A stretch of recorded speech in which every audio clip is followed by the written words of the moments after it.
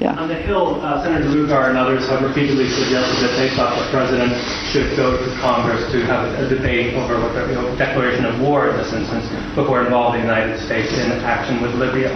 My question to you is, what do you think of those comments? Do you think that there's merit to that? And would you describe what's going on now as a war? No. I think the president made that clear in a meeting with congressional leaders that he held in outlining all of the reasons why the United States was prepared to act in support of the international efforts on behalf of 1973. And of course, we would always welcome congressional support, but the president's very clear that the United States is acting in a way that is within the existing authorities available to him. Thank you, guys. Okay.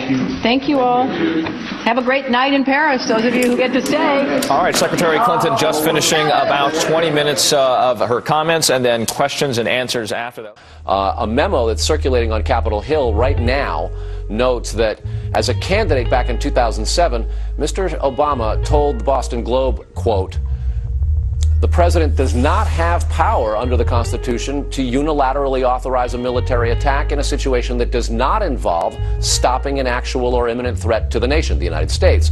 We have to bring the Congress back. Congress has to make the decision. It's our constitutional responsibility, and it's time that we stop passing it off to presidents. This ought to be debated in the Congress. It should not be for the President of the United States to make this very powerful statement that sends a signal to the world that we're ready to get engaged in a no-fly zone without Congress having the chance to make the decision. It's not up to the president. He can't make that decision. There's no vital interest to the United States directly at stake here. He cannot tell the American people there's an imminent threat to the United States. And frankly, President Obama himself, listen to this quote, December 20th, 2007, as Senator Obama, he said, "The president does not have the power under the Constitution to unilaterally authorize a military attack in a situation that does not involve stopping an actual or imminent threat to the nation."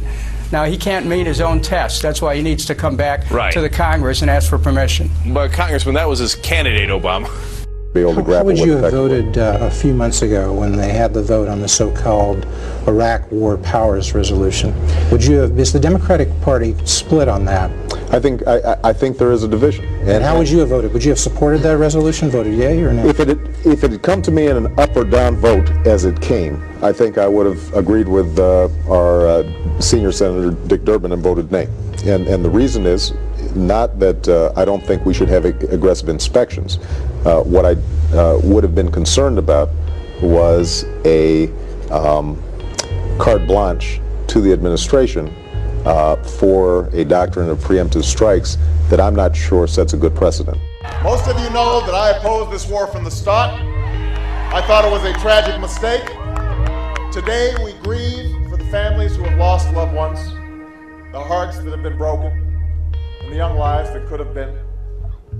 America, it is time to start bringing our troops home.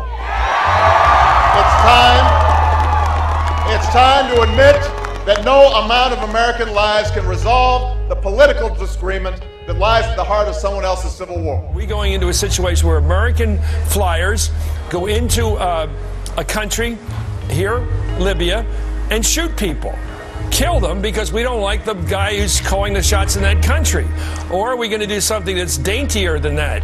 I don't know what it could be at this point, but if we're flying into that country with our fighters and our bombers aimed at the targets in that country, there are people at those targets, and that's war. And the next thing we'll see are pictures in hospitals of the wounded, people with collateral damage. We'll see the hospital scenes of people wailing.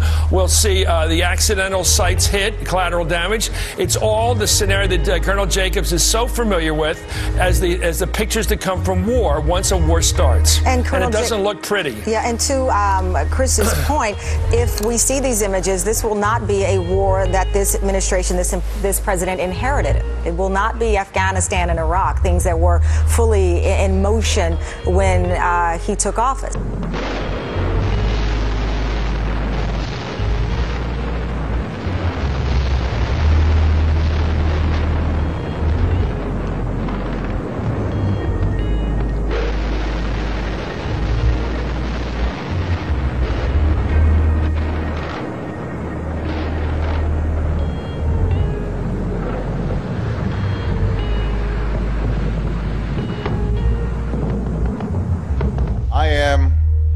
both surprised and deeply humbled by the decision of the Nobel Committee.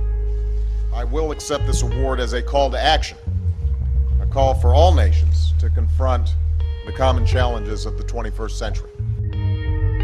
These terms are not subject to negotiation. If Gaddafi does not comply with the resolution, the international community will impose consequences, and the resolution will be enforced through military action.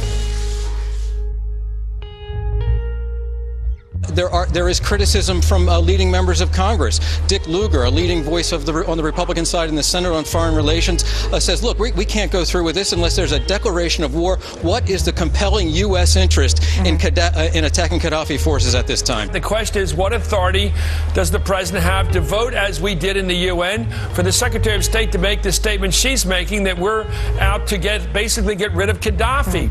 Where do the American people come into this? Do we get to vote? Does our Congress get to vote? We're going into a third war in the Middle East, and the question, third time against an Islamic government, and the question is, has this been authorized under our constitutional system? These are really good questions, and we're going to have to hear from the president. And we know that there were lawmakers, including from both sides of the aisle, Senator Kerry, Joseph Lieberman, and John McCain, among a few others, who were openly pushing the president and the Secretary of State to support this no-fly zone. And we know in the resolution, as Mike Vaccaro pointed out, Chris, it says to take all measures necessary. These are the same people who supported the war in Iraq, which has been discredited by most American lights. And so it's the same people. It's certainly McCain, Lieberman, they're hawks. John Kerry, an establishment figure, joining them, as Hillary Clinton is joining them. It's the same coalition of neoconservative hawks and establishment figures that got us in the last war. These people tend to think along the same lines in these kinds of situations. They don't have that sort of perhaps American instinct to stay out of foreign business. So we have to see how this develops politically. But the president's going to have to make the case for killing Arabs on international television. That's what this is going to involve. Firepower, including our firepower, being used against Arabs on international television. This is serious business. It's not just voting with the UN. It's joining in a military action the same way we went into Korea in 1950 in June. And so it may be the right course, but we have to check on the constitutional appropriateness of how we're doing it.